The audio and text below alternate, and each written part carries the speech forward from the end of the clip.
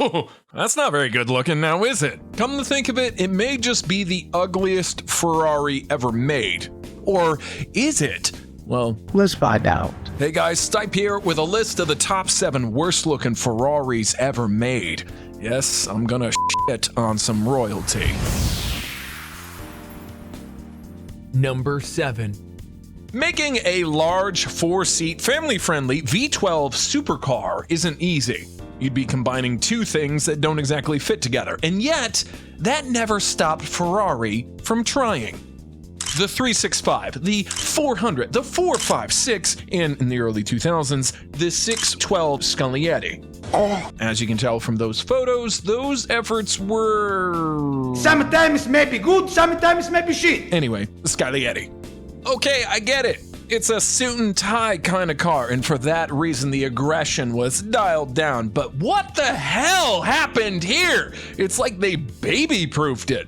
The body is nearly featureless, except for the two details which look really bad. The beady little eyes and this huge side scallop. Honestly, it would have looked just fine without it, but I guess Ferrari thought they should add at least something to make it more interesting. So they half-assed this Corvette C1 detail and, well, failed. Maybe if it was painted, I don't know. Still no. It would have been better as a side vent, in my opinion, or at least more prominent and part of the wheel arch like on the designer sketches. Speaking of sketches, this is so much more interesting. The taillights look better, the lines are sharper, this little corner flick is cool, and then we come to the front. These side intakes are a different shape. The headlights are longer and stretch further down, and the grille is tucked in. These may seem like little details, small details, but without him, the Scaglietti looks more like a 599 with those extra chromosomes, if you know what that means. Breakfast! Number 6. The easiest way to describe the F8 is just a 458 Italia that's had a big accident with a kitchen blender. The silhouette is basically the same, but the rest more over-designed than the Gypsy House. Wasn't there anyone to tell these people when to stop like at least 5 lines ago? Look at that front end! There are so many interlocking and overriding shapes that it's impossible to make sense of it all. First, there's this protruding line which comes out of the headlights. It's kind of narrow, so the front was forcibly widened with these cheekbones sticking out, which have holes cut big and deep into them. Fucking weird. I guess there's supposed to be aero intakes like on the FFXK Evo, but on that one, they are at least following some lines and form. Here, it's like someone punched in holes where they weren't meant to be. And they aren't even fully formed, leaving these separators looking like some fangs. And if those are fangs, then what are these in the middle things? And what are they wearing? A miniskirt? I could go on, and so I shall. These headlight intakes look like some bad build quality. This corner fin is too big. And are these two boomerangs really the nicest looking air extracting shapes for the rear? No! Honestly, the 458 and the later 488 were so perfect because they were so simple. This though, it's like Michael Jackson after his nose fell off.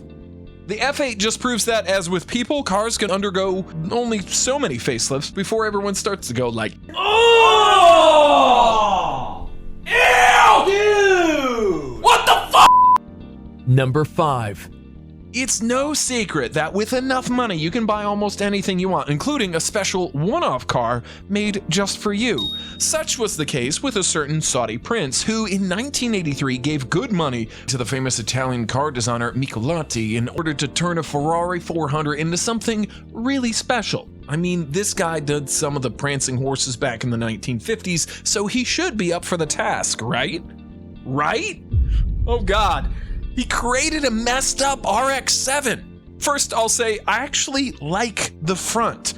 Well, the top part. Moving this huge grille to encompass the headlights doesn't look so bad, but that aside, everything else is just wrong.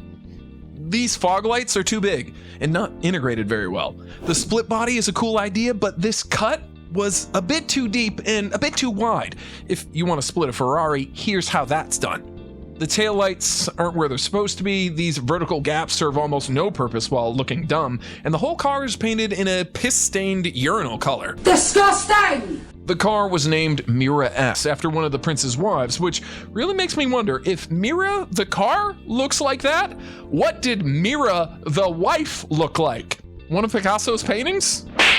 Keep my wife's name out your mouth! Number 4. If you ask me, the 288 GTO is the best looking Ferrari ever made. True, it's just a 308 with more power, a wider track, and a stronger chin, but as it turns out, that is enough to fully transform it into a Giga Chad of a car. Oh yeah. Too bad that the stillborn racing version looks nothing like it. Ew! Ew! Really? Ew! That's the 288 Evoluzione, and if it's not immediately obvious, this car is a function first and the form 17th, if not even later. I get that they were in a rush to get it ready for Group B racing, but did they really have to shoot every designer who came within 100 feet of it?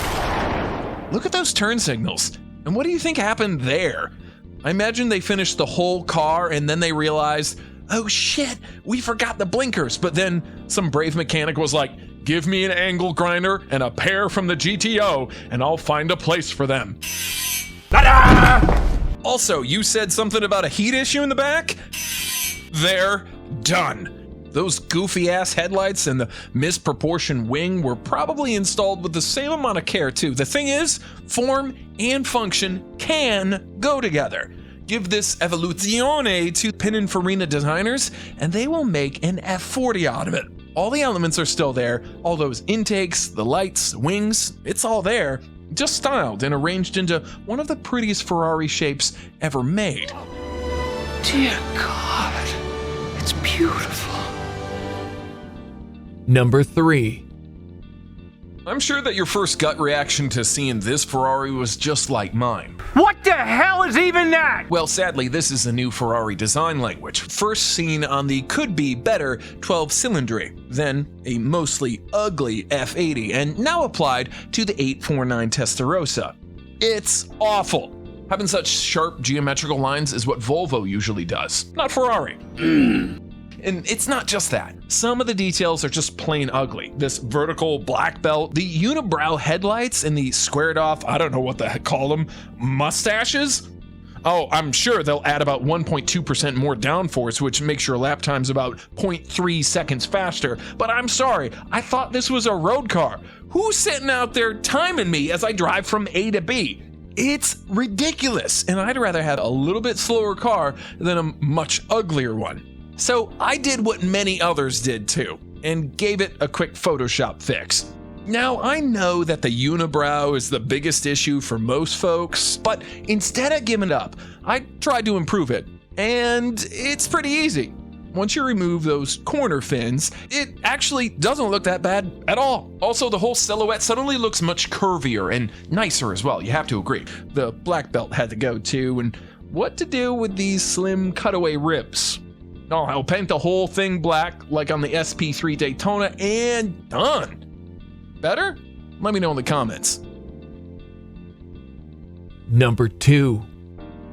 In my first video ever from 8 years ago, I described the Ferrari FF as a manacle-looking frog with dental braces. And you know what? I still stand by those words. FF has this huge brace-up grin, which, when combined with the angry-looking headlights, gives it a proper villain from a slasher movie kind of vibe. And look, I don't mind having an aggressive-looking car, especially after criticizing the Scaglietti for being baby-proofed. But come on, at least make it look good. Come on, man. The F12 and the Portofino have pretty much the same face. Big smile, angry-looking eyes, and 2 intakes in the corners, but looking good. That looks good. The FF, not so much. And that's without taking into account the elephant in the room, which is the rear half. The issue is that the FF, like a babyface 612, is a 4-seater, but with proper headroom in the back too. That's why it has this wagon-style shape, except since FF is a 2-door, it's called a shooting brake. And let me tell you, I'd take a shooting brake over an SUV or a hunchback 4-door Panamera any day of the year. In fact, in my other video about the perfect one-car garage, I did. I picked the GTC 4 Lusso, which is the prettier successor of the FF. Lastly, why did I call it a frog all those years ago? Because with these side intakes, it looks like a frog inflating its vocal sacs. At least, it doesn't sound like a frog. There it is! There it is! It's where? It's on! It's gone! Anyway, it's now time for the dishonorable mentions, because it's tradition. Can you guess these Ferrari tragedies? And at numero uno, Number 1. usually, even a bad-looking Ferrari still looks special next to most of the regular cars, but not this one. Not the Dino GT4. No matter which angle you look at it from, this is just bad. Really bad. Which is shocking when you learn that it was designed by the same guy who did the Miura, the Countach, Stratos, and many more. Anyway, seeing how the wedge styling was all the rage in the 70s, Ferrari decided to cheat on their long-term relationship with the Pininfarina and then do a one-night or one-car stand with the father of wedge design himself, Marcello Gandini. Gay! And judging from what came out of that fling, it seems like it was Ferrari who got cheated on. What's this high nose and the generally awkward proportions? Compared to the cabin area, the front is super tiny and stumpy. It doesn't look like a Ferrari at all, more like a Ferrari from Wish. Get it? Faux? Anyway, the main culprit for this awkwardness lies underneath. The GT4 has 4 seats and then a V8 engine and a trunk space, all within this area. This sounds like a packaging nightmare from the design standpoint, so why do it all? Why not just have a frunk? Maserati Merak is also a 4-seater with an engine in the back, but it looks freaking amazing because frunk. So what the hell, Gandini? Why do this? Why make a successor to the gorgeous Dino 246 so ugly? Why would you do that? Well, apparently, it's what the boss Enzo liked, and that's all that mattered. Anyway, that's all I've got to say about ugly Ferraris. Thank you for all the channel members and to the patrons for bankrolling this video. Another thank you, the viewer, for watching. And remember, if you don't like and subscribe, you're gay! All right, go watch something else now, and I'll see you in the next one.